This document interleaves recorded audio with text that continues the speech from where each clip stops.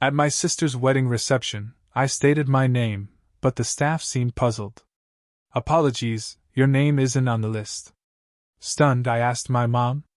She smirked. Did you honestly think you were invited? Strangers aren't allowed. I smiled quietly. Then I'll live as a stranger. And I walked away. But during the ceremony, my mother's phone started ringing nonstop. Can you imagine pouring your heart, soul, and professional expertise into creating the perfect wedding for your sister, only to be told at the reception, by your own mother no less, that you're a stranger? That's exactly what happened to me, Amber Hayes, and it wasn't just a rejection, it was the final, brutal blow that changed my life forever. I'm Amber, I'm 29 now, and I truly never thought I'd be the one standing outside my own sister's wedding reception, being explicitly told I wasn't welcome. I gave my name to the staff, but they just looked confused, apologetic. Sorry, your name isn't on the list. I was stunned. My mother, Diana, was nearby. I turned to her, desperate for an explanation, for her to fix it. Instead, she just smirked. Did you really think you were invited? She asked, her voice laced with ice. Strangers aren't allowed. A searing pain tore through my chest, but somehow, I managed a calm smile. Then I'll live like a stranger, I told her, my voice steady despite the tremor in my soul. And I turned and walked away. This isn't just a story about family betrayal. It's about the raw strength it takes to finally walk away from toxic relationships and reclaim your own life. I grew up in a decent suburb outside Boston. Our house wasn't fancy, but my dad, Richard, always said it was in a good school district, the most important investment he could make for his daughters. Dad was an accountant, and Mom, Diana, dabbled in real estate but mostly considered herself a homemaker. My sister, Madison, is 3 years older, and for as long as I can remember, she was Mom's obvious favorite. When I was little, I didn't see it as favoritism. I thought Madison got more attention because she was older, or maybe she just needed more help. Madison was pretty and popular, but struggled academically. I, on the other hand, was quieter, more studious, finding my refuge in books and art. Dad would often sit with me at the dining room table while I drew or painted, telling me how talented I was. Those moments with him? They were precious islands of validation in a home where I often felt completely invisible. Everything changed when I was 15. Dad came home from work, complained about heartburn, went to lie down, and he never got up again. A massive heart attack. It was sudden, devastating. I remember standing at his funeral, watching Mom's arm wrapped protectively around Madison's shoulders, while I stood slightly apart, clutching Dad's favorite tie that Mom had let me keep. After he died, the subtle favoritism didn't just become obvious, it became a gaping chasm. Mom threw herself into Madison's life, every social event, every shopping trip, meticulously planning Madison's future. For me? I was just expected to be self-sufficient. You've always been so independent, Amber, Mom would say. It wasn't a compliment. It was her justification for emotional neglect. Despite the gaping lack of support at home, I thrived academically. In my junior year, I won a prestigious art competition with a portrait series my art teacher submitted without even telling me. The local newspaper did a feature on me. And while Mom proudly displayed the article on the refrigerator, she still found ways to chip away at the achievement. It's nice that you have your little drawings to keep you busy, she'd say. Or, Madison could have been artistic too, if she'd had the time. But she's always been so popular. Madison's jealousy became even more apparent during my senior year when I received a full scholarship to the Rhode Island School of Design. What should have been a celebrated achievement became a source of unbearable tension. I guess some people get all the luck, Madison commented, just snarky, during the dinner where I announced my acceptance. Mom quickly piled on. Well, we all know college isn't for everyone. Madison has real-world skills. I moved out for college, and that physical distance provided an immense emotional relief. I excelled in graphic design, started freelancing in my sophomore year. After graduation, I landed a job at a boutique design agency in Boston, which meant I could afford my own small apartment. I established a life independent of my family, though I still made efforts to stay connected. Every Sunday, I'd call Mom. Every holiday, I'd show up with thoughtful gifts, enduring the subtle comparisons and criticisms. "Madison's boyfriend drives a BMW," Mom would say. Or, "Madison is thinking about buying a house in the suburbs." There was always this implicit comparison, leaving me feeling perpetually inadequate. When I was 27, I received a significant promotion at work. I called Mom, excited to share the news. Her first response? "That's nice, honey, but Madison just got engaged. Ethan proposed last night with the most beautiful ring." The conversation immediately pivoted to wedding plans, how Mom would help plan the social event of the season. Ethan came from a wealthy family, and Mom saw Madison's marriage as her golden ticket to the social status she'd always craved. Diana Hayes, mother of the bride, finally getting access to the upper-class social circle she'd been selling houses to for years. I was happy for Madison, genuinely. Despite our complicated relationship, I wanted her to be happy. But I couldn't help feeling, once again, that my achievements were just overshadowed. I tried to participate in their excitement. "What can I do to help?" I offered during a family dinner shortly after the engagement. Madison looked at me, as if suddenly remembering who I was and what I did. "Oh, you're a designer, right? Maybe you could help with the invitations and stuff. That would save us some money." I agreed, holding on to a sliver of hope that this might be a way to repair our relationship. Maybe creating something beautiful for Madison's special day would finally earn me the approval and inclusion I'd been seeking from my family for so long. I was willing to try one more time to be the sister and daughter they wanted me to be. Madison and Ethan's engagement lasted 14 months, a period where wedding planning completely consumed my mother and sister. The venue was an exclusive country club, where Ethan's parents were members. The guest list grew to over 200 people, many of whom Madison had never even met, but who were important business associates of Ethan's father, or social connections my mother was desperate to impress. True to my word, I offered my professional skills. "I could design custom invitations," I suggested during an early planning session at Mom's house. "It would be my gift to you both." Madison exchanged a loaded look with our mother before responding. "That would be helpful, but we need them to be really elegant, like professional quality." I swallowed my pride. "I am a professional, Madison. I design materials for luxury brands at my agency." "Oh, right," she mumbled, looking slightly embarrassed. "Well, if you think you can handle it, that would be great." Over the next several weeks, I poured countless hours into creating custom invitation designs. I worked closely with a high-end printer I knew, creating mood boards, selecting fonts, and crafting color schemes that perfectly complemented Madison's chosen wedding colors. I even hand-illustrated delicate floral borders that became a recurring motif throughout all the wedding materials. And the invitations were just the beginning. Soon, I was designing programs, place cards, menus, thank-you cards, even custom monogrammed cocktail napkins. What had started as one gift quickly expanded into thousands of dollars worth of professional design services, all for free. "Could you make the font a little more, I don't know, fancy?"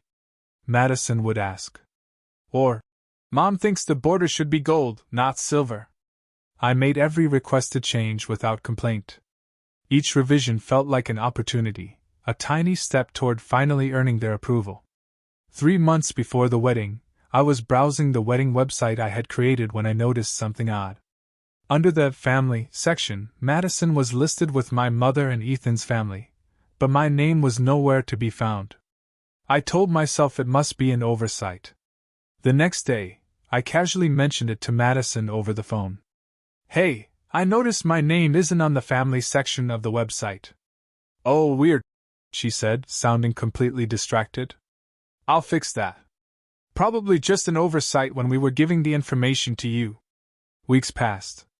Despite sending updated information for various aspects of the website, my name remained stubbornly absent. Meanwhile, I still hadn't received an actual invitation. I just assumed I wouldn't need one, since I was so involved in creating them. But as the RSVPs started coming in, a knot of anxiety began to twist in my stomach. "Mom," I said during a call where she was excitedly telling me about Madison's final dress fitting, "I never actually received my invitation. I know it sounds silly since I designed them, but I'd like to have one as a keepsake." There was a pause on the line. "Oh, Madison is handling the guest list. I'm sure she just assumed you knew you were invited since you're helping so much." That explanation sounded plausible, so I let it go. But when I mentioned it to Madison, she was equally vague. "You don't need an invitation, Amber. Your family, technically." That technically stung. But I pushed the feeling aside. I was determined to be supportive, not create any drama before the wedding. Maybe it was just wedding stress, making them both act strangely. 6 weeks before the wedding, I spent an entire weekend designing and printing the seating charts and place cards, all based on the information Madison had provided. When I finished and reviewed everything, I realized my name wasn't on any of the tables. I double-checked all the family tables, thinking there must be a mistake. But I wasn't listed anywhere. I called Madison immediately. "I don't see my name on any of the seating arrangements." "Oh," she said, sounding incredibly uncomfortable. "Well, you'll be busy helping coordinate things, right? I figured you wouldn't have time to sit and eat." "Madison, I'm not the wedding coordinator. You have Vanessa for that. I've just been helping with the design elements, right?" A long pause. "Well, I'll figure something out. Maybe you can sit with some of my college friends or something." Despite these glaring warning signs, I continued to pour my heart into helping prepare for the wedding. I spent money I couldn't really afford on a beautiful emerald green dress that complemented the wedding colors without matching the bridesmaids. I searched for the perfect wedding gift, eventually finding a vintage silver frame that I had custom engraved with their names and wedding date, planning to add a wedding photo later. The night before the wedding, I couldn't sleep. I was excited for my sister, yes, but also increasingly anxious about my place in this event, and in my family. I tried on my dress one last time, did a practice run of my hair and makeup, and carefully packed everything I would need for the next day. I wanted everything to be perfect. I wanted, finally, to be enough. The morning of the wedding, I woke early and made myself a strong cup of coffee. I texted Madison a simple, "Good morning, big day, love you," message. No response. I tried not to read too much into it. She was the bride, after all, probably overwhelmed. As I drove to the country club, I allowed myself to hope that this day might mark a new beginning for our family. Maybe seeing all my hard work come together would help Mom and Madison finally appreciate me. Maybe being part of this important occasion would finally make me feel like I belong. I had no idea that the day would instead mark an ending. The final confirmation that, in my family's eyes, I would always be an outsider. I arrived at the country club 3 hours before the ceremony. The parking lot was already buzzing, florists unloading arrangements, catering staff setting up, photographers testing lights. I gathered my bag, an emergency kit I'd prepared, extra copies of programs, place cards, super glue for any last-minute fixes, and headed inside. The grand entrance hall of the country club was breathtaking with marble floors and a sweeping staircase.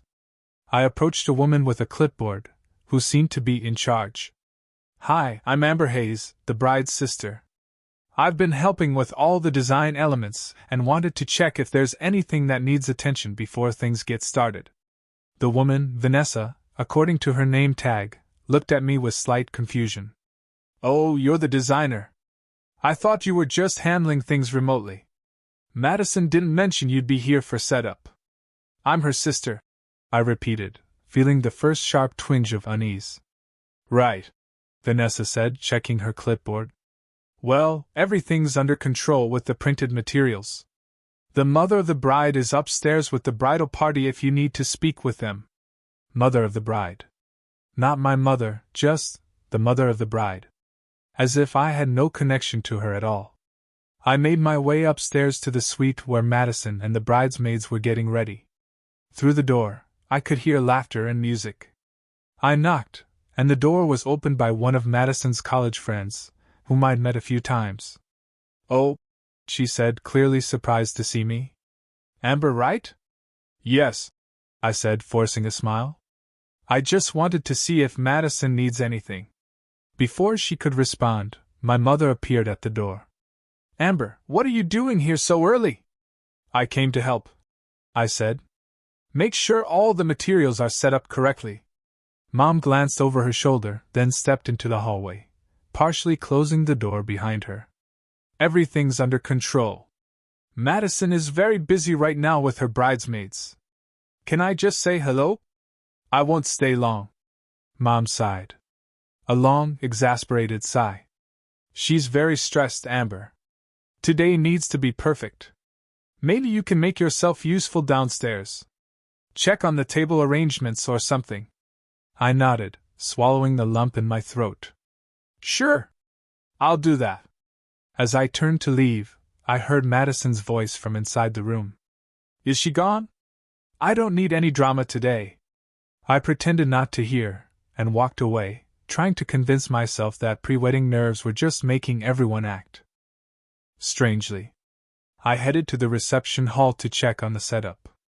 The ballroom was stunning, with round tables elegantly set with fine china and crystal. My designs were everywhere. The programs placed on ceremony chairs, the menus at each place setting, the monogrammed cocktail napkins at the bar, and the large seating chart display near the entrance. I felt a small surge of pride, seeing my work come to life so beautifully. As I was admiring the centerpieces, I overheard two staff members talking nearby. "The mother of the bride was very specific about the guest list," one said quietly. "She said they've had to be careful about keeping certain people away from the important guests. Rich people drama," the other replied with a laugh. I moved away, telling myself they couldn't possibly be referring to me. Yet the knot in my stomach tightened cold and heavy.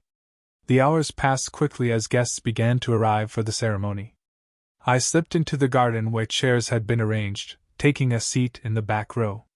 No one acknowledged me, no one asked why I wasn't with the family. The ceremony was beautiful, with Madison looking radiant in her designer gown as she walked down the aisle on our mother's arm.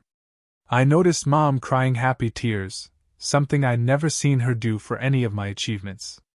After the ceremony, guests were directed to a cocktail hour on the terrace while the wedding party took photos. I stood alone, watching from a distance as Madison, Ethan, my mother, and Ethan's family posed for picture after picture. No one called me over to join them. When it was time for the reception, guests began lining up at the entrance to the ballroom, where staff were checking names against the guest list. I joined the line, rehearsing in my head how I would laugh off the obvious oversight when I explained I was the bride's sister. When my turn came, I smiled at the young man with the tablet. Amber Hayes. He scrolled through his list, then scrolled again, looking increasingly uncomfortable. "I'm sorry. I don't see that name. There must be a mistake," I said, my smile still plastered on. "I'm Madison Hayes' sister." "Well, she's Madison Reynolds now, I suppose?" He checked again. "I'm really sorry, ma'am. Your name isn't on the list. I need to check with the coordinator." He waved over Vanessa, who looked annoyed at being interrupted. They had a whispered conversation, with occasional glances in my direction. Vanessa approached me with a tight, artificial smile. "There seems to be some confusion. Your name isn't on the approved guest list."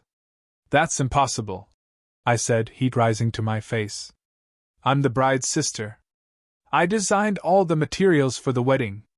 "Yes, we're grateful for your design work," Vanessa said carefully. "But I can only admit guests who are on the list approved by the bride and mother of the bride." And then I saw her. My mother, approaching from inside the ballroom, likely alerted by the commotion. "What's going on here?" she asked, her voice controlled, but with an edge of pure irritation. "Mom, they're saying I'm not on the guest list," I explained, certain she would clear things up immediately. Instead, she gave me a cold, hard look that I'll never, ever forget. "Did you really think you were invited? Strangers aren't allowed." The words hit me like a physical blow. Strangers. Mom, I'm your daughter, Madison's sister. My voice was rising, I could feel it. You haven't been part of this family in any meaningful way for years, Amber, she said quietly, so the nearby guests couldn't hear.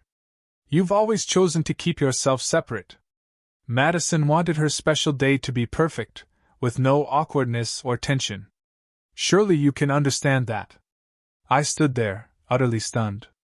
All those months of work on the wedding materials, the thoughtful gift, the expensive dress I was wearing, all based on the assumption that I was actually invited to celebrate my own sister's wedding. In that moment, something broke inside me. But something also clarified. Years of subtle exclusion suddenly made perfect, painful sense. I wasn't just less favored, I was unwanted. I looked my mother directly in the eyes. And with remarkable calm I said, "Then I'll live like a stranger." I turned and walked away, head held high, even as my entire world collapsed around me. Behind me, I heard Vanessa asking my mother if everything was all right. "Just a misunderstanding with a vendor," Mom responded. "Everything's fine." A vendor. That's all I was to them. Someone to provide a service and then disappear. As I walked through the grand entrance hall toward the exit, I caught a glimpse of myself in a large, ornate mirror. I was still Amber Hayes, still standing, still breathing, despite having just been shattered into 1,000 pieces. I straightened my shoulders and continued walking, each step taking me further from the family that had never truly been mine. The country club's massive oak doors closed behind me with a heavy thud, a sound that seemed to punctuate the finality of what had just happened. I stood on the wide stone steps, suddenly very aware of the ridiculous green heels I'd spent too much money on. They were already starting to pinch my feet, and I had nowhere to go. My car was in the far corner of the parking lot. I started walking toward it, each step sending shooting pain through my feet and up my ankles. It felt appropriate somehow. Physical pain to match the emotional trauma I'd just experienced. Halfway to my car, I stopped. The full, crushing reality of what had just happened hit me, and my legs simply wouldn't carry me any further.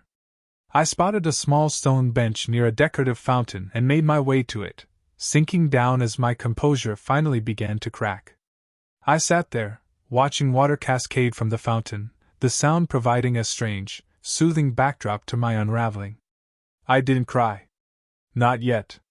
Instead, memories began flooding back, one after another. Each one recontextualizing in light of this final rejection. My 16th birthday, when Mom and Madison had forgotten and gone shopping together. The high school graduation party where I'd overheard Mom telling her friends how Madison had been the one to really struggle, after Dad died, with no mention of my own grief. College move-in day, when Mom had dropped me off with a quick hug, rushing back from Madison's sorority event. Every holiday where my gifts were opened with polite acknowledgement, while Madison's were met with genuine excitement. These weren't isolated incidents. They were part of a pattern so consistent that I had normalized it, made excuses for it, even blamed myself for it. But sitting on that bench, in my expensive dress and painful shoes, I couldn't deny the truth any longer. I had never been wanted. I pulled out my phone and called the one person I knew would come without question. "Stephanie, it's Amber. I need you." Stephanie Lewis had been my roommate in college and remained my closest friend. She lived about 30 minutes from the country club, and I knew she'd been surprised when I told her I wasn't allowed to bring a +1 to the wedding. "What's wrong? You sound strange," she said immediately. "They didn't invite me," I choked out, my voice finally breaking. "I'm sitting outside. They wouldn't let me in." "What? That's impossible. You're the bride's sister. Apparently that doesn't matter. Can you come get me? I don't think I should drive right now. I'm already putting on my shoes." "Stay put." While waiting for Stephanie, I sat perfectly still, afraid that any movement might cause me to completely fall apart. A few guests arrived late, giving me curious glances as they hurried past. I wondered what they saw. A woman in formal attire, sitting alone by a fountain, staring into space. Did I look as hollowed out as I felt? When Stephanie's blue Honda pulled up 28 minutes later, I rose mechanically and walked toward it. She jumped out and met me halfway, pulling me into a fierce hug. "Those absolute monsters," she whispered into my hair. "I never liked your mother, but this is a new low, even for her." In the safety of Stephanie's car, the tears finally came. They weren't delicate, dignified tears, but ugly, violent sobs that seemed to tear themselves from my chest. Stephanie handed me tissues and drove in silence, occasionally reaching over to squeeze my hand. "I designed everything," I choked out between sobs. "The invitations, the programs, the place cards, everything they're using in there has my work on it. But I wasn't good enough to attend." "This isn't about you not being good enough, Amber," Stephanie said firmly, her voice sharp with conviction. "This is about them being terrible people. You hear me? Terrible people." We arrived at Stephanie's apartment, and she helped me inside. In her spare bedroom, I changed out of my green dress, carefully hanging it up, though I knew I'd never wear it again. Stephanie lent me sweatpants and a t-shirt, then made tea while I washed the makeup from my tear-stained face. "Check your phone," she called from the kitchen. "I bet people are wondering where you are." I hadn't looked at my phone since calling Stephanie. Now, I saw several notifications. There were new posts on Madison's wedding hashtag, photos of the ceremony, the first dance, the cake cutting. My designs were visible in many of the shots, but I was nowhere to be seen. There were also text messages, not from my mother or Madison, but from distant relatives. "Great seeing everyone! Except you today. Missed you at the wedding. Where were you hiding during the reception? Wanted to say hello. Didn't see you at Madison's wedding. Everything okay?" And then, a message from my mother. "Your behavior was completely unacceptable. You've embarrassed the entire family. We'll discuss this after the honeymoon." My behavior. As if I had done something wrong by simply existing, by expecting to be treated like a member of the family. "What does it say?" Stephanie asked, returning with 2 mugs of tea. I showed her my mother's message and her face hardened. "Block her," she said. "Block both of them, at least for now." "I can't just, you can. You should. They don't get to hurt you like this and then dictate the terms of your response." I stared at my phone, my finger hovering over the block button. My entire life had been spent trying to earn love and acceptance from my family. Could I really cut them off so easily? "They already cut you off, Amber," Stephanie said gently, reading my thoughts. "You're just acknowledging what they've already done." I blocked them both, then turned off my phone entirely. The silence felt both terrifying and liberating. That night, curled up in Stephanie's guest bed, I experienced waves of emotions: grief, rage, humiliation, and occasionally, brief moments of numb relief. It was as if a weight I'd been carrying for years had been violently torn away, leaving me both lighter and profoundly unbalanced. "Who am I?" I whispered into the darkness. "If I'm not the person desperately trying to be good enough for Diana and Madison Hayes?" I didn't have an answer yet. But for the first time, I was ready to find out. The week following the wedding was the lowest point of my adult life. I called in sick to work on Monday, utterly unable to face explaining what had happened to my colleagues. One day turned into 5 as I remained in Stephanie's guest room, alternating between sleeping for 12 hours straight and lying awake at 3 a.m., replaying every family interaction I could remember, searching for signs I should have recognized earlier. Stephanie brought me food that I barely touched and sat with me in silence when I couldn't speak. She handled practical matters, too, driving to my apartment to get clothes and my laptop, calling my boss to explain I had a family emergency, a phrase that now seemed bitterly ironic, and screening calls from concerned friends. On Wednesday, I turned my phone back on and was immediately flooded with notifications. More messages from relatives, a few concerned texts from coworkers, and multiple missed calls from my mother. Nothing from Madison. I listened to one voicemail from my mother. "Amber, this childish behavior needs to stop. You're making a scene over nothing. Call me back immediately." Over nothing. Being publicly rejected and humiliated by my only family was nothing to her. I deleted the message and all the others without listening to them. Then I opened social media, immediately regretting it when I saw my feed dominated by wedding photos. In one image, my mother stood between Madison and Ethan, beaming with pride. The caption read, "Our perfect little family. Our perfect little family." A family that very explicitly did not include me. I closed the apps and put my phone away, sinking further into depression. The question that kept circling in my mind was, what had I done to deserve this? What fatal flaw did I possess that made me so unlovable to the people who should have loved me most? By Friday, Stephanie had had enough of watching me spiral. She marched into the guest room, threw open the blinds, and sat on the edge of the bed. "Get up," she said, not unkindly.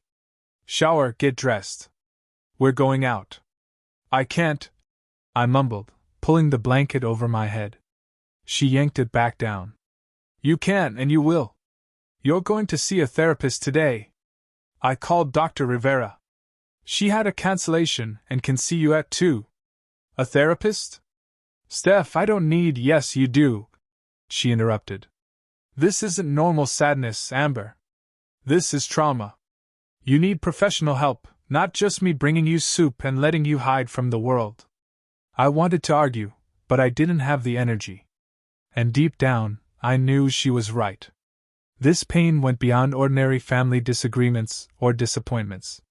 This was about a lifetime of conditional love and systematic exclusion that had culminated in the most public rejection possible. Dr. Rivera's office was warm and surprisingly non-clinical, with comfortable chairs and soft lighting. The therapist herself was a woman in her 50s with kind eyes and a direct manner that somehow put me at ease. "Tell me why you're here, Amber," she said after initial introductions. I took a deep breath and told her everything. Not just about the wedding, but about the years of subtle favoritism, the constant seeking of approval, the way I had built my entire identity around trying to be good enough for people who would never see me that way. "What you're describing sounds like a family dynamic with narcissistic patterns," Dr. Rivera said when I finished. "Your mother appears to have cast Madison in the role of the golden child, and you as the scapegoat. These aren't conscious choices on her part, but deep-seated patterns that likely stem from her own upbringing and psychological needs." "So, it's not that I did something wrong?" I asked, embarrassed by how small my voice sounded. "No, Amber. Children don't earn or deserve mistreatment. You were placed in this role for reasons that have everything to do with your mother's limitations, and nothing to do with your worth." I nodded, tears streaming down my face. "Then why does it hurt so much? If I know intellectually that it's not my fault, why do I still feel like there must be something fundamentally wrong with me?" "Because you've internalized these messages since childhood. Your brain formed during these experiences, learning that love was conditional and that you were somehow less deserving than your sister. Unlearning those beliefs is possible, but it takes time and work." Over the next 2 weeks, I continued seeing Dr. Rivera twice weekly. I returned to my own apartment, but spent most evenings with Stephanie or on video calls with other friends who lived further away. I went back to work, throwing myself into projects that had nothing to do with weddings or family celebrations. During a particularly difficult therapy session, Dr. Rivera suggested I look through old family photos, not to reminisce, but to observe the patterns with new awareness. That night, I pulled out the photo albums I'd taken when I moved out of my mother's house. There weren't many pictures of me alone, I realized. I was almost always in group shots, often standing slightly apart, or being held by my father rather than my mother. In one Christmas photo, taken when I was about 7, I was opening a present while Madison watched. Even then, I could see it in my expression, the hopeful anxiety, the desperate desire for approval. I had been performing my whole life for an audience that had already decided not to applaud. Near the bottom of the box of photos, I found something I'd forgotten. A letter my father had written to me when I won a school art contest in 5th grade. He'd been away on a business trip and couldn't attend the ceremony, but had left this note for me to open afterward. "My dearest Amber," it read, "I'm so sorry I couldn't be there today to see you receive your award. I know how hard you worked on your painting, and I couldn't be prouder of you. You have a special way of seeing the world that is entirely your own. Never lose that perspective, even when others don't understand it. Being different isn't a flaw. It's your greatest strength. All my love, Dad. I traced his handwriting with my finger, feeling a connection to him that transcended the years since his death. He had seen me, really seen me, and loved what he saw. That was a truth I could hold on to, a foundation I could build upon. In my next session with Dr. Rivera, I brought up my father's letter. He was the only one who ever really accepted me for who I was. I said. After he died, there was no one left in my family who did. But there are people in your life now who do. She pointed out. Stephanie, your other friends, me. And most importantly, you're learning to accept yourself. How do I do that? I asked. How do I stop measuring my worth by whether my mother and sister want me around? By recognizing that their assessment isn't accurate or fair. By understanding that their rejection says more about their limitations than about your value. And by building a life that isn't centered around winning approval you may never receive. I nodded slowly. I think I've been waiting my whole life for them to change, to suddenly see me and love me the way I needed. But that's never going to happen, is it? I can't predict the future, Dr. Rivera said carefully. People sometimes do grow and change, but you can't build your life around waiting for that possibility. You need to live for yourself now. That night, I researched family estrangement and toxic relationships. I joined online forums where others shared similar experiences. I wasn't alone in this pain. I realized many people had faced the devastating recognition that their families of origin couldn't or wouldn't provide the love and acceptance they deserved. Reading their stories of grief, healing, and eventually building fulfilling lives gave me hope. Many had created families of choice that provided the support and love their biological families hadn't. Others had established limited, carefully boundaried relationships with toxic relatives. Some had cut ties completely. There wasn't a single right answer, I realized. But what all these stories had in common was a moment of clarity. A point where the person stopped blaming themselves and recognized the dynamic for what it was. My wedding rejection had been my moment of clarity. As painful as it was, it had torn away the veil of denial I'd been hiding behind. I couldn't unsee the truth now. And while that brought grief, it also brought possibility. I wasn't the problem. I never had been. And that meant I didn't need to fix myself to be worthy of love. I already was. 3 weeks after the wedding, I was ready to take more active steps toward healing. Dr. Rivera had helped me develop a self-care routine that included morning journaling, regular exercise, and meditation. These practices weren't magical solutions, but they provided structure and small moments of peace during a time when everything felt chaotic. I returned to work full-time, throwing myself into new projects. My creative director noticed the change in my work, a new boldness and emotional depth that hadn't been there before. There's something different about your designs lately, she commented during a review meeting. They're more authentic, more impactful. Whatever you're doing, keep doing it. What I was doing was channeling my pain into my art. Finding visual expressions for feelings I couldn't always put into words.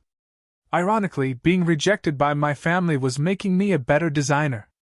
At Dr. Rivera's suggestion, I drafted an email to my mother and Madison, setting clear boundaries for our future interactions. I didn't send it immediately, letting it sit in my drafts folder while I considered exactly what I wanted to say. Meanwhile, the messages from my mother continued, growing increasingly manipulative. Your sister is devastated that you're creating this drama during her honeymoon. One text read. Another said, I raised you better than this, Amber. This silent treatment is childish and cruel. I showed these messages to Dr. Rivera during a session. Notice how she's flipping the narrative. The therapist pointed out. In her version, you're the one causing harm by reacting to their actions, not them harming you with the initial rejection. Classic Darvo. I said, referring to the acronym she taught me, deny, attack, reverse victim and offender. Exactly. And how does reading these messages make you feel? I considered the question. A month ago, they would have sent me into a spiral of guilt and self-doubt. Now I just felt sad. Sad that she can't take responsibility. Sad that this is the mother I got. That's progress, Dr. Rivera said with an approving nod. Tremendous progress. After another week of reflection, I finalized my email. Mom and Madison, I'm writing to address what happened at the wedding and to establish clear boundaries going forward. Being deliberately excluded from Madison's wedding after contributing significant time, skill, and emotional energy to the preparations made it painfully clear how you both view me and my place in this family. I need time and space to process this hurt. During this period, I ask that you respect my need for distance. Please do not contact me for at least 3 months. After that time, if I choose to re-establish communication, it will be on different terms than before. I will no longer accept being treated as an afterthought or an inconvenience. I will no longer work to earn love that should be freely given. I deserve better, and I'm finally ready to insist on it. This isn't about punishment or drama. It's about self-preservation and setting healthy boundaries. I hope someday you can understand that. Amber. I sent the email on a Sunday morning, then turned off my phone and went for a long walk in the Boston Public Garden. When I returned and checked my messages, there were multiple missed calls and texts from both my mother and Madison. Exactly what I'd expected. Madison's text was brief but cutting. Way to make everything about you, as usual. My mother's was longer and hit all the familiar notes: guilt, obligation, denial, and manipulation. I don't know what fantasy you've concocted in your head, but this is completely uncalled for. After everything I've done for you, this is how you repay me? By abandoning your family? Your sister is heartbroken. I'm heartbroken. If your father could see this behavior. I didn't respond to either message. Instead, I blocked their numbers, at least temporarily. It was a boundary I needed to maintain for my own well-being. The following weeks brought unexpected changes. Without the emotional drain of trying to please my family, I had more energy for other relationships and pursuits. I joined a local art collective, volunteered at a community center teaching design skills to teenagers, and reconnected with college friends I'd lost touch with. One rainy Tuesday, I stopped at a coffee shop near my apartment to work on some freelance projects. While waiting in line, I dropped my sketchbook, and a man behind me picked it up. As he handed it back, he glanced at the page it had fallen open to, a series of logo concepts I was developing. "These are really good," he said. "Are you a designer?" His name was Jason Mitchell, and he was a photographer who specialized in architectural and interior design photography. We ended up sharing a table and talking for over an hour about creative processes, client challenges, and our favorite designers. "Would you want to get coffee again sometime?" he asked as we were leaving. "Or dinner? I'd love to see more of your work." It wasn't until I was walking home that I realized he might have been asking me out, not just expressing professional interest. The thought made me pause. Was I ready for that? After a moment's reflection, I decided it didn't matter if I was ready. I was willing to find out. Jason and I began seeing each other, sometimes for professional collaboration, sometimes for dates, often for both. He was thoughtful and direct in a way that was refreshing after years of navigating my family's indirect communications and hidden agendas. When he said he'd call, he called. When he had a concern, he expressed it. When he enjoyed something about me, he said so plainly. "I like how your mind works," he told me one evening as we walked along the Charles River. "You see connections that other people miss." These simple affirmations meant more to me than any compliment I'd ever received. There was no performance required, no hoops to jump through. Jason liked me as I was, not as I pretended to be. As my personal life blossomed, I also made a significant professional decision. I began looking for a new apartment in a different neighborhood, wanting a fresh start in a place that didn't hold memories of rushing to family dinners where I'd feel excluded, or returning home dejected after another disappointing interaction. I found a sunny one-bedroom in Jamaica Plain, further from my office, but in a vibrant community with more artists and creative professionals. The move was both physically exhausting and emotionally liberating. Each item I packed represented a choice about what to bring into my new life and what to leave behind. In my new space, I created a home office that doubled as a studio for personal creative projects. I painted the walls a soft sage green that made me feel calm and grounded. I hung art by local artists I admired and friends whose work inspired me.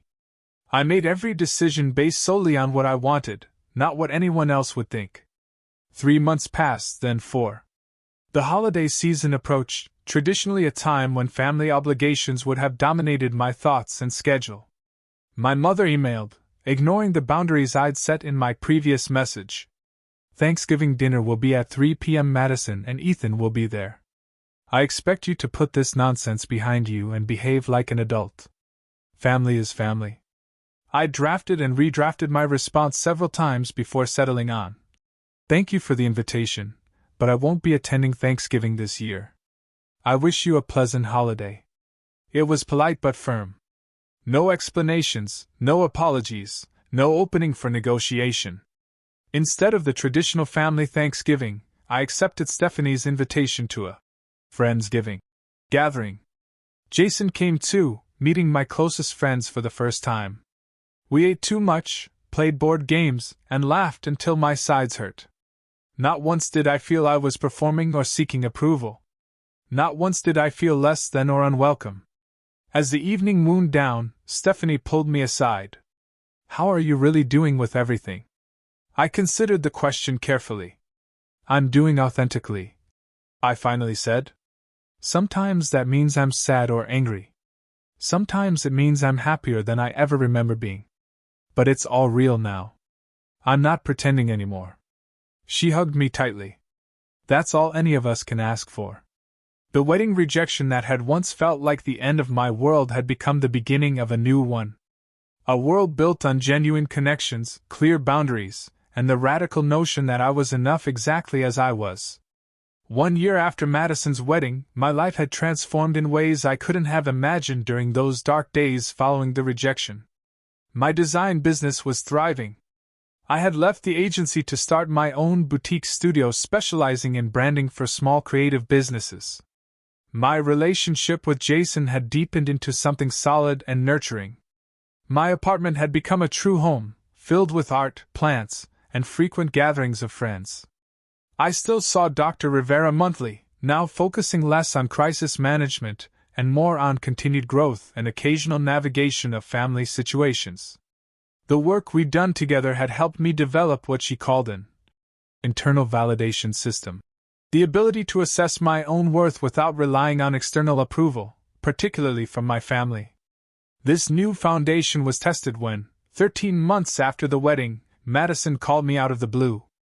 I had maintained minimal contact with my family, exchanging brief, civil emails around holidays and birthdays, but nothing more. Seeing Madison's name on my phone screen sent a jolt of anxiety through me, but it was milder than it would have been before. I answered with a simple, "Hello, Madison." "Amber." Her voice sounded strained. I need to talk to you." "I'm listening," I said, keeping my tone neutral. What followed was unexpected. Madison's perfect marriage was in trouble. Ethan had been working constantly, leaving her alone in their expensive suburban house. My mother had been pressuring them about starting a family, adding tension to an already strained relationship. Madison was miserable and didn't know who to turn to. "Mom just keeps saying I need to be more understanding about Ethan's work hours, that all successful men are busy," she said, her voice breaking. "She says I should be grateful for the lifestyle he provides and stop complaining." I recognized the pattern immediately. Our mother prioritizing status and appearances over genuine emotional needs. For the first time, Madison was experiencing what it felt like to have her feelings dismissed.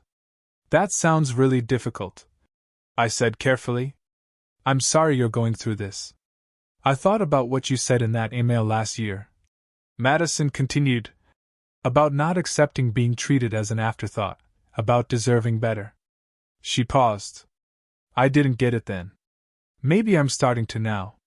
It would have been easy to respond with bitterness or righteous satisfaction.